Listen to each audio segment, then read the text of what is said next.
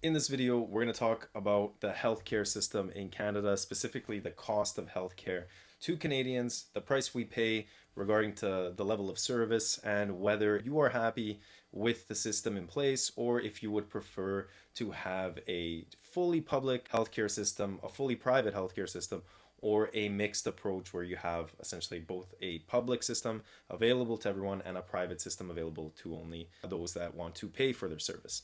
So one of the things here that we're going to look at is the cost of healthcare to Canadians. So if you look at the Canadian Health website, you can find information regarding the cost. So from the looks of things, it costs about $400 billion a year on our healthcare. Cost per Canadian, $10,000 per Canadian for each Canadian every single year. And it's been growing. So in 2023, it looked like it was about low 300 billions. Now we're at that 400 billion in 2025. So it continues to grow and the fees are getting more expensive. Inflation is the real reason around it. And I'm not really sure whether, the cost of 399 billion, if that's a real cost or if those are inflated because of insurance, kind of with the dental system where if people have insurance, that someone's paying for it, you're inflating the cost of medical supplies, cost of a visit, etc.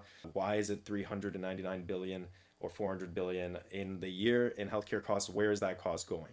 Again, if we're looking at the cost of building a hospital, there's been a mixed approach from different news outlets. We can see one was $2 billion. So the cost of building a hospital is obviously expensive, but in the grand scheme of things, in comparison to that 400 billion, it's not so much, right? We could have many more hospitals for that amount, right? And I think that's the problem here is that we don't actually have enough hospitals. We don't have enough doctors, not enough people around to service the individual needs.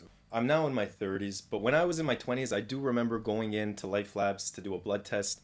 There was minimal wait time. I'm talking 5 to 10 minutes tops. I would go in, talk to the nurse. The nurse would calm me down. They would help me relax before I get the blood taken. And by the end, I had my blood already done and I was free to go. Now, I don't know if you agree, but if you go now to the Life Labs website, you'll find the wait times are quite long. It's about an hour to an hour and a half, realistically. If you want an appointment, it needs to be done months in advance. You can't just do an appointment for next week or the week after that. Very difficult. If you go into a walk-in clinic, you're gonna have a huge wait time. There's gonna be a lot of people waiting to get that blood test, and the nurses will be under stress. They're not gonna be able to talk to you. They're not gonna be open. They're gonna be, they have a lot of work ahead of them. There's a lot of stress on, and that comes to the burden that a public system has, right? We need to make sure that there are enough nurses working, that there's available doctors, that there's a time in which people aren't feeling super stressed while they're at work, where they can make mistakes or where they might not feel like they're providing a good service, right? So it's very important here that, when we are looking at the public system, that we note that there are a lot of pressure on these healthcare workers, right? Regardless if you're a nurse, doctor, etc., you are working long hours and there is just a lot of people that you need to service, okay, that you need to go take a look at and help. So if you look at or what I'm showing you with the wait times, you'll find that many places it's more than an hour and a half. If you look at the actual hospital wait times, we're looking at about 4 to 8 hours. That kind of is that average look. And these are for hospitals. These are for emergencies, okay? Very important to note that if you go for emergency, a realistic emergency, you're not going to have 8 hours to wait. Okay, you're going to get in further. But if you have something that is not a very life-threatening emergency, you may have to wait up to 8 hours to get checked out.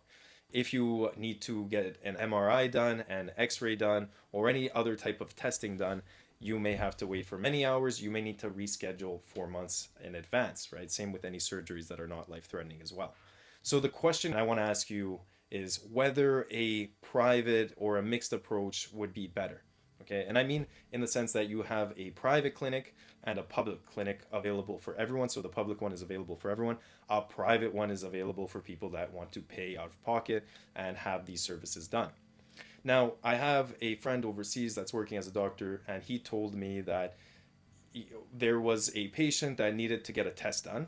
Okay, they needed to do an MRI test. And when they went in, the doctor said, okay, we can book you in here for 6 months from now in the public hospital. Or you can come to my private clinic and we can get this done by the end of the day. So very interesting here if we're looking at the availability for the service being provided. Are you willing to pay for this service that's being done? Should it be available for you to have the option to pay for that? So these are all things that we need to consider We know that the public healthcare system is very good in the sense that it is available to everyone. The cons are that it's very expensive because people will abuse the system for non-emergencies. So they'll go into the hospital that otherwise, if they had to pay out of pocket, they may not have, right? Because it's not a life-threatening emergency or something that's of importance to get looked at. If we look at private healthcare, we know that if there was a system in place to having private healthcare, the best way to do it is to have insurance that the person can pay so that you don't need to pay out of pocket fully. But I do want to know what you think about that.